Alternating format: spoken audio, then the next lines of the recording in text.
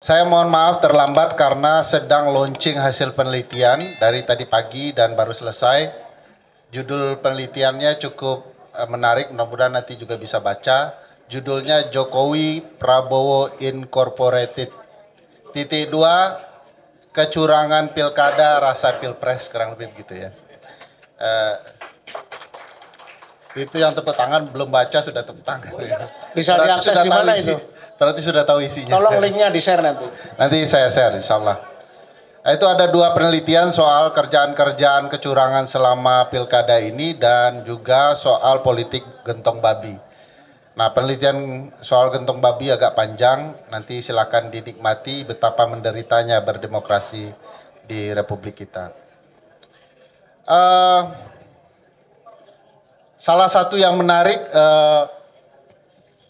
Bang Dedi, ternyata menjelang pilkada ini, Menteri Dalam Negeri mengeluarkan surat edaran yang isinya melarang bansos selama pilkada, tanggal 13 kemarin.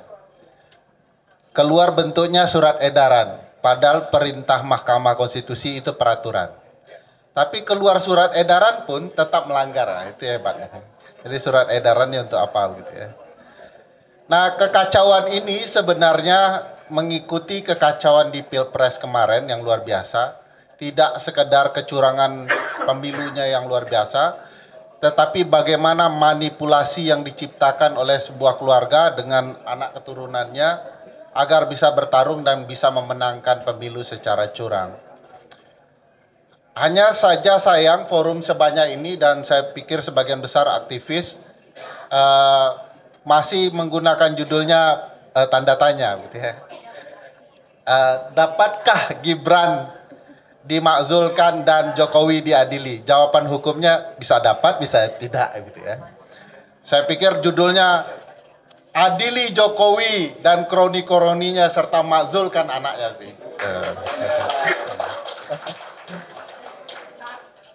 Nah, kalau kita bicara pendekatan konstitusional, pasal 7A, pasal 8 Undang-Undang Dasar, pemakzulan itu pasti diperbolehkan secara konstitusional. Setidaknya 2 alur. 1, pelanggaran hukum, jenis pelanggarannya pengkhianatan terhadap negara. Saya tidak tahu ibu bapak sudah merasa terkhianati atau belum. Kalau saya sudah dari kemarin-kemarin gitu ya. Oh, sudah 10 tahun ya. Lama juga ya, memendam rasa ya. Pelanggarannya bentuknya pengkhianatan terhadap negara, tindak pidana berat lainnya, korupsi, suap ya, dan perbuatan tercela serta tindak pidana berat lainnya. Nah, frasa perbuatan tercela ini bagi saya sangat menarik untuk menjelaskan apa yang terjadi dengan Mas Gibran, dengan akun yang diduga Fufu Fafa, dan apa-apa yang dilakukan oleh ayah Mas Gibran, ya, termasuk oleh pamannya. Kalau kita baca apa itu maksud perbuatan tercela di dalam Undang-Undang Dasar, sebenarnya kita bisa baca ketentuan pasal 169 Undang-Undang Pemilu, Undang-Undang Nomor 7 Tahun 2017, ya. Di dalam pasal 169 itu ada syarat ya, seseorang kemudian tidak lagi dianggap memenuhi syarat untuk menjadi presiden atau wakil presiden yang berkaitan dengan Undang-Undang Dasar.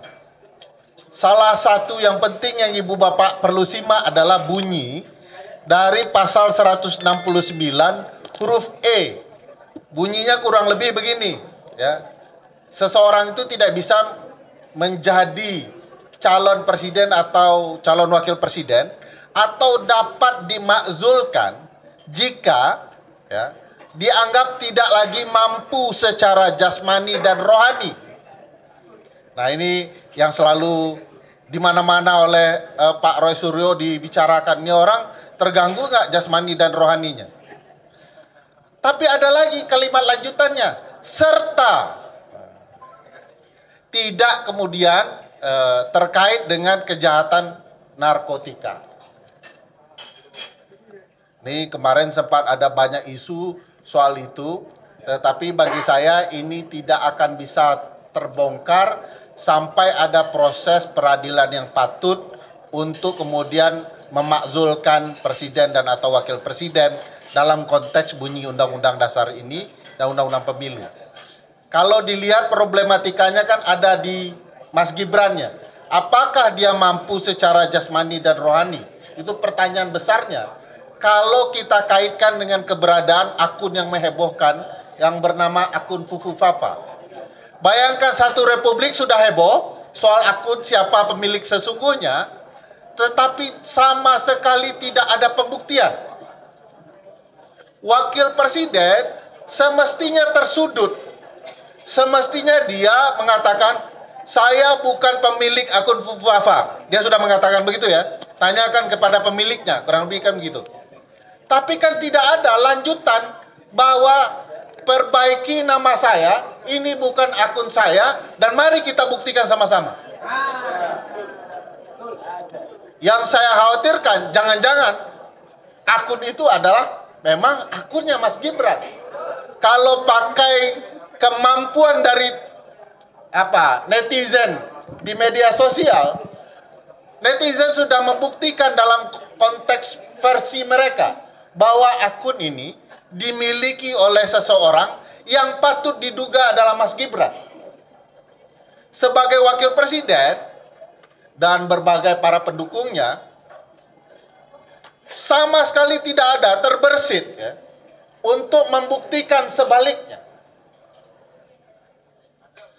Jadi sudah ada nih nuansa bahwa tudingan bahwa dia adalah pemilik akun Fufu Fafa tidak mampu dibantah oleh wakil presiden, para pendukungnya, bahkan oleh negara. Nah, timbul pertanyaan besar, bagaimana membongkar kebenaran ini? Yang saya paham dengan Mbak Bibip adalah prosedur hukum. Ya. Harus ada upaya pembuktian. Ya. Nanti langkahnya bisa sangat politis, tapi yang kami paham adalah prosedur hukum. Kalau kemudian gejolak politik di parlemen sudah didominasi oleh lawan-lawannya Bang Deddy, pilihannya menurut saya adalah publik luas menempuh jalur hukum dengan mengeluarkan catatan publik soal akun ini, dan apakah dia sudah terpenuhi ya unsur-unsur telah melanggar konstitusi dan melakukan perbuatan tercela yang dilarang oleh konstitusi, dibuat, ditulis ya, dan kita serahkan ke Bang Deddy. Jadi kita buat nih, tulis dengan benar bahwa ini ada pembuktiannya. Nanti Bang Roy Suryo ya, Pak Roy Suryo nanti menjelaskan secara teknologinya, kita tulis argumentasinya, nanti rame-rame kita serahkan ke parlemen. Nah, kita tunggu apakah gerakan parlemen akan berlanjut dengan gerakan publik, itu lain lagi. Tapi kalau gerakan parlemen harus berlanjut di parlemen untuk kemudian dihantar ke Mahkamah Konstitusi, menurut saya penting. Kenapa penting? Kalau kemudian data dan penjelasan ilmiah soal keterlibatan akun Fufu Fafa yang kemudian dikatakan telah melakukan perbuatan tercela yang tidak patut dilakukan oleh wakil presiden, itu dibawa ke forum privilegiatum namanya, forum khusus di Mahkamah Konstitusi, maka di sana mungkin kita bisa bongkar berbagai kejahatan pemilu lainnya yang dilakukan oleh Fufu Fafa maupun oleh bapaknya. Jadi penting juga tuh Bang Deddy selain memastikan publik juga menekankan ini untuk disuarakan lebih besar gaungnya, juga parlemen memastikan ada upaya secara parlemen bahwa bukti-bukti ini harus diselidiki oleh parlemen dan nanti akan berlanjut ke Mahkamah Konstitusi. Kita kan mau dengar di Mahkamah Konstitusi apa pembelaannya, kok nomor teleponnya sama, kok kalau dikirim mengarah kepada nomor teleponnya, kok nomor telepon itu terdaftar ketika dia mengajukan diri menjadi wali kota Solo. Bagaimana dia membantah? Dan bagaimana kemudian sidang di Mahkamah Konstitusi untuk pertama kali kita meminta bahwa ada presiden dan atau wakil presiden dimakzulkan karena melanggar konstitusi. Kalau enggak, pasal ini tidak pernah akan terpakai. Ya, sekaligus menarik ya, apakah Uncle Usman akan terlibat lagi atau tidak terlibat? Ini pertimbangan Uncle Usman ini penting untuk menarik gejolak publik, Bang Deddy, karena keterlibatan Uncle Usman meloloskan keponakannya itu memancing gaung publik untuk bersatu. Ya, makasih juga ke Uncle Usman itu. Publik tiba-tiba bergerak, tidak diam, ya, mempermasalahkan itu. Siapa tahu kalau perkara ini diajukan ke Mahkamah Konstitusi, Uncle Usman kan bingung ya, mau bela ponakan, sudah kadung ketahuan gitu ya. Atau kalau mundur, nanti keponakannya bisa di-impeach. Menarik juga bagi saya, kalau kasus ini sampai ke MK, kita lihat sejauh mana dominasi keluarga ini. Nah ini catatan penting, besok pagi super penting bagi publik. Kenapa super penting? Karena besok pagi akan memperlihatkan apakah dominasi dinasti Mulyono masih bisa mengendalikan berbagai permainan politik atau tidak. Ngaku-ngakunya sudah ada 80 calon kepala daerah meminta support dari dia. Kalau data yang kami telusuri, hanya 20 saja. Kalau bisa 20-20-nya pastikan kalah. Karena itu akan membantu Pak Prabowo percaya diri bahwa dia adalah presiden. Kalau tidak, dia tidak akan pernah bisa percaya diri bahwa dia presiden. Dia akan merasa dia jadi presiden karena pertolongan Mulyono. Saya juga heran, walaupun pertemuan di luar negeri kemarin sangat penting ya, ada OPEC, ada COP dan segala macam gitu ya, yang sangat penting untuk dihadiri seorang presiden. Tapi kemarin itu seolah-olah memberi panggung bagi presiden lalu dan anak presiden untuk kemana-mana. Salah satu kebohongan anak presiden yang menurut saya menarik, sebagai sesuatu yang kita telusuri, jangan-jangan memang Pak Prabowo ini belum merasa dirinya sebagai presiden, adalah ketika pernyataan dari Mas Gibran yang mengatakan segala program adalah program presiden. Nah, presiden yang mana belum tahu kita. Dia bilang begitu, bahwa kita akan menjalankan program presiden. Tapi yang dia launching adalah lapor wakil presiden. Kalau dia betul-betul mau mensupport presiden, mensupport Pak Prabowo, mestinya yang dia launching adalah lapor presiden. Jadi jangan-jangan bahasa bahwa segala program adalah program presiden, saya tegak lurus kepada presiden, saya akan dukung presiden. Di balik itu dia sibuk mempersiapkan kampanye menuju 2029. Kalau dia sedang mempersiapkan itu, yang menderita bukan hanya Bang Deddy Sitorus, kita semua juga ikut menderita.